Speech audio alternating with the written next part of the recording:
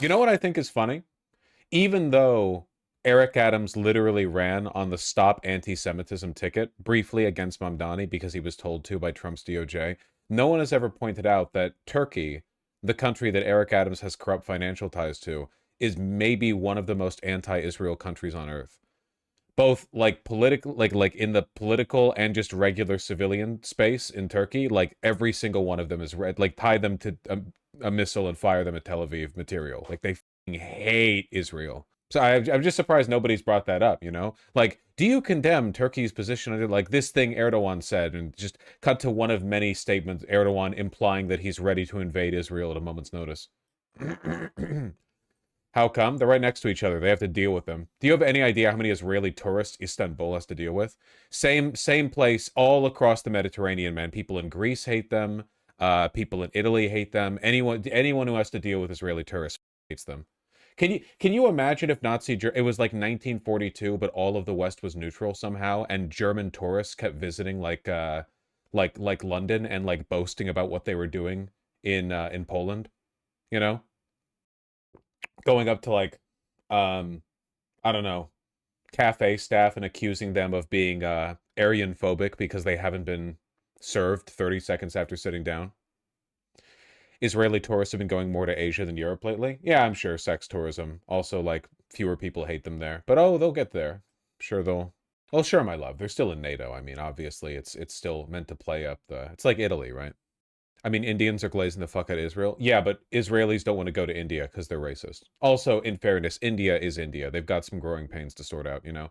China's developed to the point where they have like some pretty impressive tourism sectors, but you know, for the most part in India, you're still roughing it a little bit if you go over there, unless you stick to a resort. And if you travel and you go to a resort, genuine question, what are you doing? What's the point? Like, if you're just going to go to a resort, why travel? You might as well have just gone to like a nice spa retreat here in the United States. I don't know. Like maybe the weather's different and the food's a little different, but apart from that, you're not getting like a travel experience at all. It's crazy. You do day trips to touristy places? Yeah, but they suck. Look, I know what those packages look like, okay? You go to a resort, you get waited on hand and foot by like slaves, basically. And then every once a day you all pack onto a bus and you go to like one block in town where everything is like really cleaned up for the sake of the Westerners, and then you go back, you know. Like you I don't know, I just feel it's meant to rob you of something that's been fundamental to travel for all of human history, which is the joy and excitement of exploring new, unfamiliar, kind of scary places, you know. I don't mean scary like dangerous, just scary because you're not familiar with it. Like, you know, you don't know what you're getting. If you spend the money and time on travel, you're going to a resort, you're robbing yourself of that experience. You know, you're not growing as a person. I went off the beaten trail in Jamaica, and I'm pretty sure it was statistically a huge risk. Yeah, maybe. There are definitely countries that I wouldn't want to freely travel to. The world can be a dangerous place, especially if you're a Western tourist. People know that you're a mark, you have money. I could travel to like plenty of places in the world where I would be instantly identified as a person who would be like an easy like mark, basically because I have a lot of disposable income, and also because I'm not culturally familiar enough with the area to recognize warning signs. It's like how what is it, a bunch of countries do this. I've heard it in relation to Brazil, the one where you'll go into a bar and order a drink, and so the bartender will be like really friendly to you and say, here's another one on the like here's another one, and you think it's a free drink, but then they're like, hey, pay up for that drink that was actually $50 trillion, you know. And then you're like, wait, what? And then all of their cousins show up like, they descend from the ceiling on ropes, and they're like, hey, listen, you're not like trying to rob us of a drink, are you? Vaush needs to learn to look how to look poor and local. Me painting myself with shoe polish before going out to like upper middle class neighborhood in Brazil. I'm like walking with a hobble and a cane. Don't do that. Don't do that. Why not?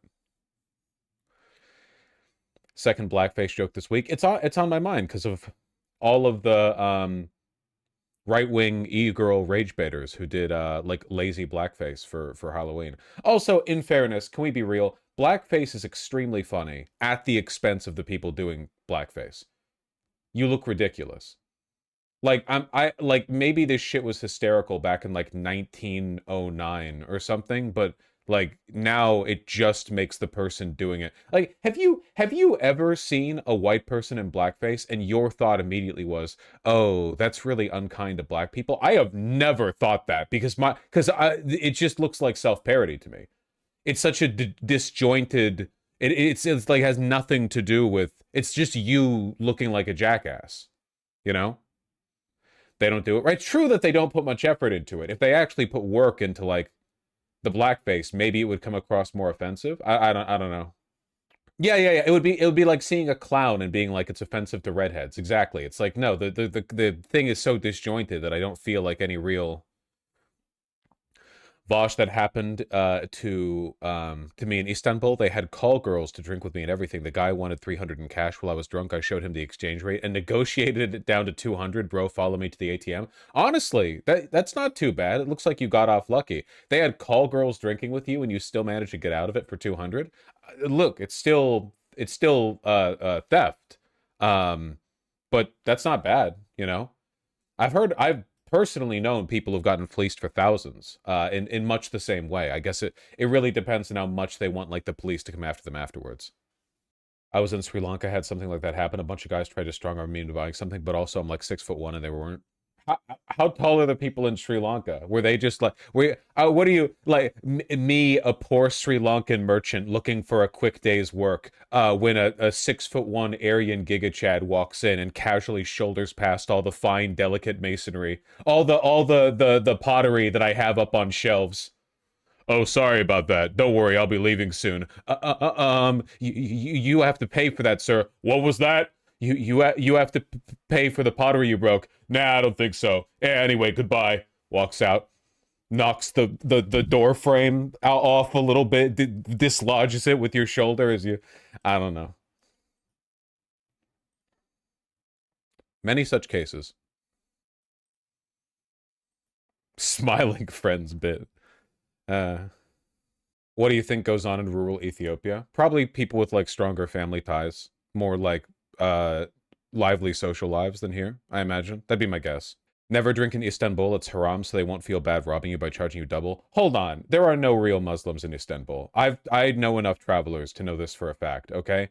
Nobody fucking cares over there. Have you seen most like ardent, zealous Muslim from Istanbul, and it's a guy who looks like an American metrosexual with threaded eyebrows. You know what I'm talking about. I don't but that's like pretending that Istanbul is Muslim is like pretending that Atlanta is like hashtag thug life, you know? Like you're going to go over there and get jumped or whatever. I mean, maybe in some alleys. I don't know. But like as a city characteristically, I feel like, they've got a different thing going on. Istanbul and Lebanon are like the same. Yeah. It reminds me a little bit. I've actually heard this. I have a friend who's Greek, and in I think it's an EU law. There's like a limit to how much you can charge for a water bottle. They have like a price ceiling on it. And my friend was speaking English while walking into a convenience store in Greece, and went up to the like on the phone, and went up to the front with a water bottle, and the cashier was like, "Oh yeah, that'll be 285 euro." And then my friend said, "What?" in Greek to the cashier, and the cashier said, "Oh, my mistake. That'll be like 95 cents or whatever." Um, Greeks are notorious for ripping off foreigners. In fairness, if you had to live with the Greek economy and you were being constantly visited by like British, German, and Israeli tourists, wouldn't you also want to rip them off? Could you like can you really blame them? Greeks are notorious for ripping off the Greek government too. Yeah, they do it to themselves. As a Barcelonan, I love when tourists get charged double. Yeah, I saw some of that sentiment when I went over to Barcelona. There's some of the spray paint, tourists go home and all that. Mind you, I'm pro tourism. I think that tourism, like the concept of facilitating travel and unique experiences abroad, is a human right. I just think that poorer countries, their governments tend to cuck themselves out to tourist dollars and foreign corporations. It's like there's nothing wrong with going to Hawaii for travel. Nothing wrong at all. There is something wrong with going to Hawaii and staying on a resort that like sucks all the money. It's the same in Greece. It's the same in Greece, right? Like they have, if you want to travel to Greece and like just go backpacking around or whatever, that's great. You're probably bringing like a lot of money to their economy too if you do that. If you're like an average German tourist and you're just like going town to town, the euros you have, I mean, you're bringing a lot of money. But if you just sit on a resort or like some fancy pants hotel, that shit's probably owned by Israel. If you go to a resort in Greece and it's like, oh, here, all expenses paid, 2,000 euro, whatever, that shit's probably like 90% owned by an Israeli company, and none of that money's going into the Greek economy. You think I'm joking? I'm not joking, guys. Take a look at Israeli investments in like Greek hospitality services. I'm being real. That's real. Like you want to if you're doing tourism, you should try your best to actually like patronize the economy. Most new stuff in Greece is owned by China. Well, again, it doesn't make its way into the economy. No, I think tourism is a moral good. 100%. Absolutely.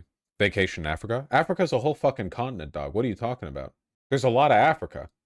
I'm sure there are places in Africa that are super fun to visit or to travel to. You know, I've seen really really nice stories about Morocco, Tunisia, some parts of Nigeria. It's a big country, you know. Probably like really really good place to visit basically everywhere. I'm sure that a lot of Africa would be dangerous to visit. Um, just I mean, depending on where you go, right? Like Central and Northern Africa, like parts of it are pretty fucked. But I don't know. It's a whole fucking continent. It's a huge continent. I mean, it's again, I know like everyone says this, right? Like, well, it's bigger than you think, but it's like there's 50 million fucking ethnic groups and cultures and languages and so on. What about Madagascar? I don't know what the fuck is going on in Madagascar. All I know is they don't have the plague. That's the only shit I know about them. I have always been curious. I've always been curious about Morocco and Tunisia, though. What about Sudan? I have not thought about visiting Sudan. Tunisia is where they filmed Tatooine, right? Is it? Hold on. Tunisia, Tatooine. Well, there's a city called Tatooine in southern Tunisia, but I don't know if... Today I learned the Star Wars planet Tatooine is actually based off the Tunisia city Tatooine. Oh, okay, so it wasn't filmed there, but it was like based on it? That could just be a Reddit comment. I don't really know. Looks cool though. This looks kind of shit. Man, this is such a weird, this is like it's such a weird imbalance because like in America we have giant stroads, but we definitely don't have like nice custom brickwork paving on in the median between the two. You know what I mean? Like it's weird because on one hand this looks kind of destitute, but on the other hand it's like damn, they put the work into the pavers there. They got a whole planet. This looks like a resort, so I don't really think it counts. Yeah, I don't know. I don't really know anything about anything, to be honest. I don't know why you people listen to me. Because they like people in America, they hate people. America is a huge tourist destination. My mom went to Zanzibar, and despite it being 90% Muslim, there were bars and gigolos everywhere. Okay, in fairness, believing that because you're going to a Muslim part of the world, everything's going to be super strict is kind of like believing that because America is majority Christian, you're going to go there and nobody's going to be wearing mixed textiles or whatever. Like, yeah, if you go into the Bible Belt and a rural town, you might find people who are, or like Utah or something. But for the most part, like, as areas modernize, everyone's basically, like, trends towards the same ideas about how society should be run. No pork, though? Well, everyone's got their rules. It's pronounced gigolo? Yeah, well, I ran through it pretty quick. I expect super strictness from a place like Saudi Arabia. Um, but I think we know why that reputation is there. Yeah, but even then, they're super light on tourists, and they have like they've lifted restrictions many times.